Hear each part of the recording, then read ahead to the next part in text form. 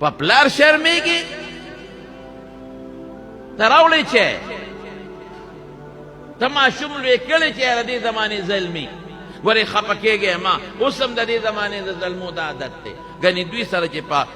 بیټک کې او په حجره کې د خپل رومیټیان او د کالج ملګري کښېني دا پلار دې ورشي کې به نه کنه ځه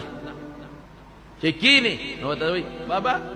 تاسو کور ته ځئ ښه دا جي تاسو کور ته ځئ دا هلکان څه خپلې ګپې شپې نه کوي مطلب دې څه دی مطلب ښه په عزت یې رخصتی چې ګډې وډې ونه وایي او که پلار څه دوه درې خبرې وکړي نو چې دې وځي ملګرو ته وایي دا جي مې اوس کمزوری دی دماغ یې کار نه کوي نو هلې لیونی دی اوس هم پې شرمېږي خو په خولې غږ نه شي کولی غږ هم ورته نه کوي چې زما دوستان را روان دي زما ملګري او خورې پې دله د پلار ډوډۍ ظالمه خورې پې د پلار ډوډۍ راوړی چې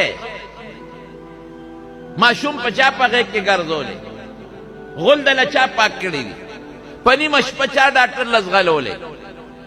او دا سکول در باندې چا ووی او پلار ځان له خیرت خراب کړه ته به یې که حرام یې پیدا کړل خو تا له دنیا ښه کړه نو ته په پلار شرمېږې کم هلک چې په پلار شرمېږي دا بې غیرته دی بې غیرت